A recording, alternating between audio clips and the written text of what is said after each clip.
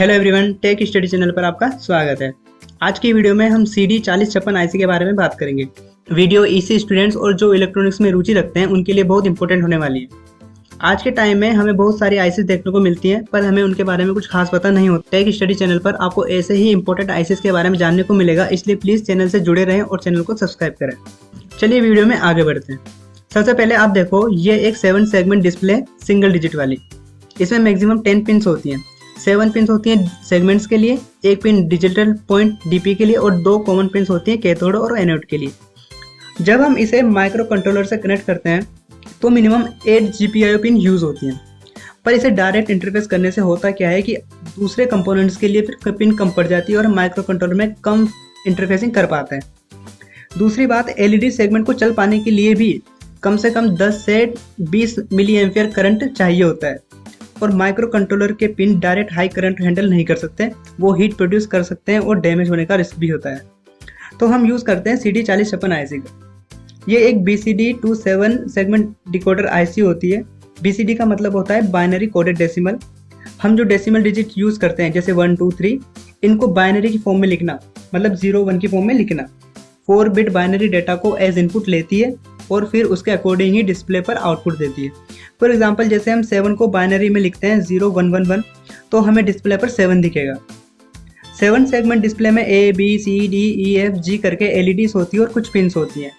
अगर मान लो मैं पिन A पर 1 यानी हाई सिग्नल देता हूँ तो A LED ग्लो करेगी, B पर हाई सिग्नल देता हूँ तो B ग्लो करेगी, ऐसे करके LEDs ग्लो करती हैं। इतना आपको समझ में आया होगा।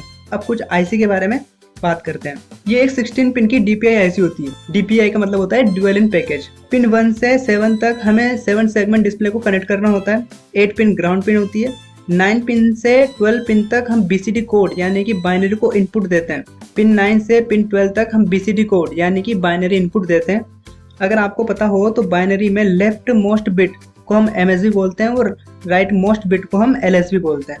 अगर आपको पता हो तो बाइनरी में लेफ्ट मोस्ट बिट को हम MSB बोलते हैं, इसका मतलब होता है मोस्ट सिग्निफिकेंट बिट, और राइट मोस्ट बिट को हम LSB बोलते हैं, लिस्ट सिग्निफिकेंट बिट।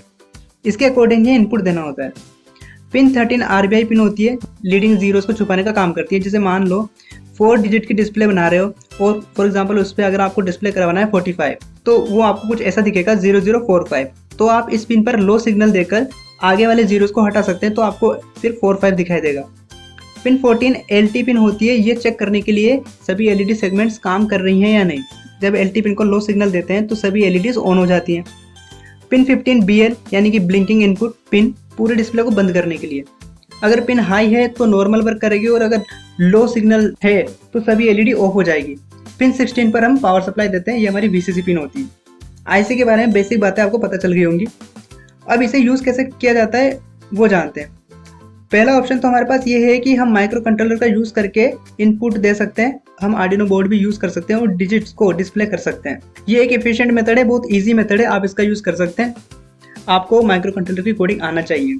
दूसरा ऑप्शन है मैनुअली इनपुट देना। 4 स्विचेस का यूज़ कर सकते हैं, क्योंकि हमें बाइनरी डाटा 4 बिट में देना है, इसलिए हम 4 स्विचेस का यूज़ कर सकते हैं और हम डिस्प्ले पर डिजिट डिस्प्ले करवा सकते हैं। इसका कुछ खास यूज़ नहीं है, पर आप सीखने के पर्पज़ के लिए यूज़ कर सकते हैं, क्योंकि इसमें बजट भी बहुत कम लगता है, पैसे ज़्यादा खर्च नहीं होंगे।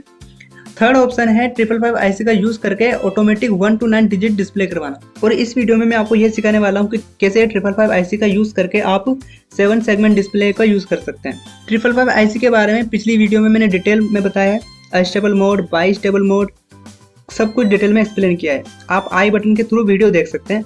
यहाँ पर 555 आईसी को अस्टेबल मोड में हम यूज़ करेंगे। स्क्रीन पर आपको अस्टेबल मोड का सर्किट डायग्राम दिख रहा होगा, ये भी मैंने पिछली वीडियो में समझाया है। हम ये भी जानते हैं कि 555 आईसी पिन नंबर 3 पर आउटपुट देती है, लेकिन हमें तो 4 बिट बाइनरी वैल्यू चाहिए। इसके लिए हम यूज़ करेंगे CD4029 या फिर हम 7447 आईसी भी यूज़ कर सकते हैं। दोनों का काम सेम ही है। ये आईसी काउंटर आईसी होती हैं जो सिग्नल्स को काउंट करती हैं और उसके अकॉर्डिंग ही BCD कोड आउटपुट देती हैं। जैसे पहले सिग्नल पे 0000, दूसरे सिग्नल पे 0010, थर्ड सिग्नल पे 0011। काउंटर आईसी भी 16 पिन की आईसी होती है, इसको भी जानना बहुत जरूरी है, पर इस वीडियो में हम इसके बारे में बात नहीं करेंगे, क्योंकि हमारा मेन फोकस CD4056 आईसी के बारे में जानना है। अब मैं आपको पूरा सर्किट डायग्राम दिखाता हूँ और इसे सिमुलेट करके भी दिखाता हूँ। आपने देखा कि हमारा सर्किट बिल्कुल सही से काम कर रहा है। इस आईसी का यूज़ करके आप digital clock, counter, event counting जैसे स्मॉल प्रोजेक्ट्स बना सकते हैं। छोटे छोटे प्रोजेक्ट्स बनाते रहने से हमें कंपोनेंट्स की नॉलेज भी होती है और सीखने को भी मिलता है। मेरा इस वीडियो को बनाने का जो पर्पस था वो इसी स्टूडेंट्स को कॉमन आईसी से फेमिलियर करवाना था, क्योंकि ना तो हमें कॉलेज में सिखाया जाता है, ना कॉलेज में सेंसर्स के बारे में कोई जानकारी दी जाती है, और ना ही पीसीबी डिजाइनिंग से रिलेटेड कोई स्पेसिफिक सब्जेक्ट होता है जहाँ से हमें सीखने को मिले। ये सभी चीज़ें हमें खुद से ही जाननी होती है। आई होप कि वीडियो पसंद आई होगी। अगर आप किसी पर्टिकुलर टॉपिक पर या किसी कॉन्सेप्ट से रिलेटेड वीडियो चाहते हैं तो प्लीज़ कमेंट सेक्शन में लिखें। चैनल को सब्सक्राइब करें, लाइक करें और शेयर करें। मिलते हैं नेक्स्ट वीडियो में।